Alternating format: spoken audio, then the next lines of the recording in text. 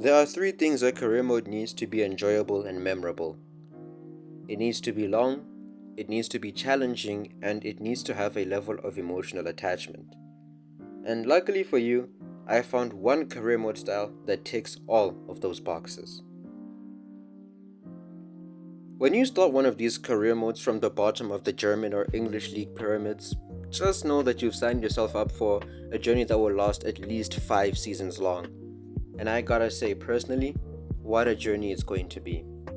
And know that if you choose to start a youth academy road to glory, you'll be in for quite the challenge. From trying to stay in line with your country's homegrown talent rules, which you can make up if you want, to trying to drag a team full of 40 to 60 rated players unless you're lucky enough to find a gem, to drag that team away from the bottom of the table in efforts to keep yourself from getting fired. And that's just the early game, that's just season 1. When you move on to mid-game, you will see yourself trying to plug any holes that your squad will have with any region free agents that you pray to find, or maybe even a youth academy prospect that is definitely not ready to be in your first team, forcing you as a manager to put so much pressure on a teenager. And it's the kind of pressure that could make an icon or crush a career. Mid-game is mostly dealing with issues like that, just trying to solidify your team as you rise up the pyramid. But then we move on to the late game, and it starts when you enter your first season at the top of your country's footballing pyramid. And depending on how you got here, you'll be sealed for a fate of a mediocre finish in the mid-table, or you'll become the league's freshest batch of relegation fodder. And in the event that you do stick around for another season in the top flight, you would now have to look ahead in the future and understand that your relegation fodder squad needs to grow into a title contending team in the following years.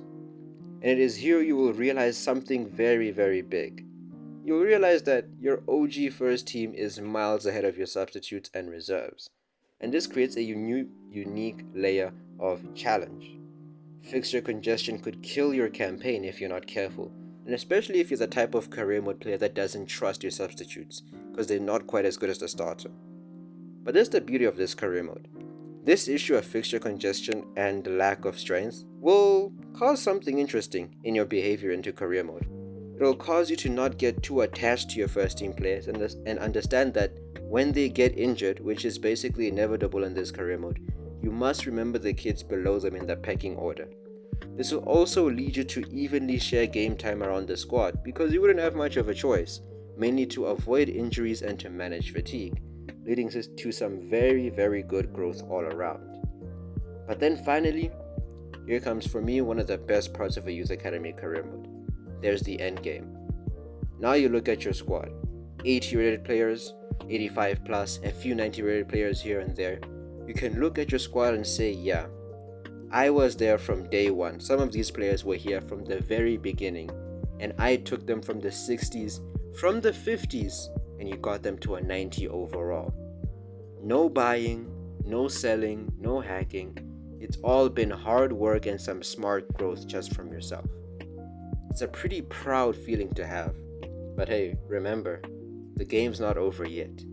In the end game, as I've just elaborated on, you'll see that your team is good enough for the top tier trophies, and you're at the first stage of building a football dynasty.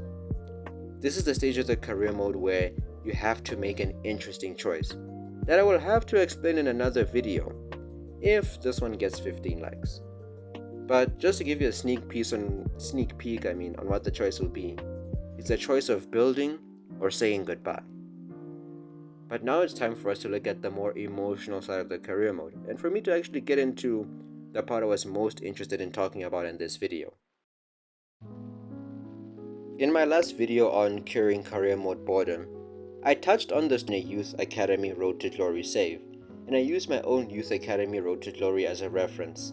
Well, I'm about to do it again with a few of my players to give you an idea of the emotional potential that this career mode style has, and in my opinion, the main thing that carries why this career mode is the best career mode idea is because of how special it can be in your heart as a career mode player. Yannick Robin, a French centre forward that I found with potential to be special and already inside the youth system when I first took over Harrogate Town. The moment I saw him, I said to myself, that's the future of this club. That's the first icon I'm going to get. And it started off so well. He was our best player alongside his strike partner Jamie Dean. More on him later. He could dribble, he could find passes no one else could in League 2, and maybe no one else in world football could. A pretty bold statement, but seriously, if you saw this kid play, you'd believe me. And most of all, he could score when he had to. He had nerves of steel. He was the heartbeat of our attack. Heck, the heartbeat of the entire team. Even scoring the career mode's first free kick from 30 yards out. And bear in mind, he was doing all this stuff at the lowly overall of 64. But, as the fates of career mode in football would have it, his story wasn't so perfect.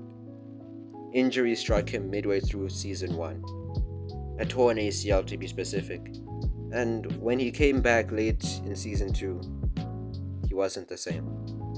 He had lost his confidence, he had lost all that talent, he had lost all that potential, and it left me with no choice as a manager but to put him into loan list limbo. It was painful.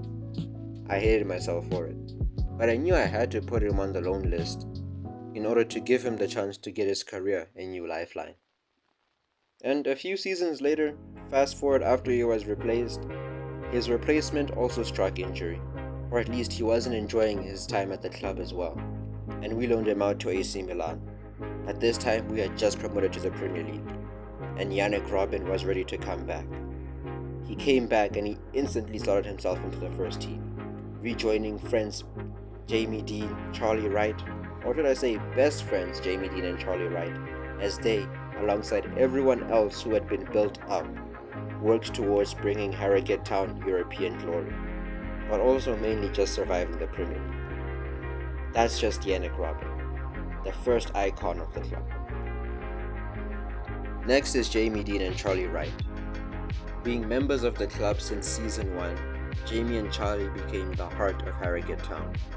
They saw it all, the rise and fall of Yannick Robben, the struggles of promotion throughout the English football pyramid, the arrival, rise and fall of the club's most memorable captain, and maybe the first official icon, Benjamin Bauer, the tension of securing a place in Europe by beating champions Man City on the final day at the Etihad, and most importantly, they had seen the entire story of Harrogate Town so far.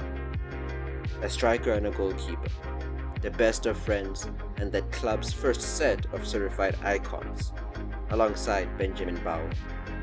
And more importantly about these two individually, Jamie Dean, a player from the United Academy, rejected for his size, but accepted at Harrogate for his technical ability. A great gamble that paid off because he became the next Wayne Rooney. Season 1 in the Premier League, he already slotted himself 33 goals. Very, very close to breaking Haaland's record, just not quite. Next up, we had Charlie Wright.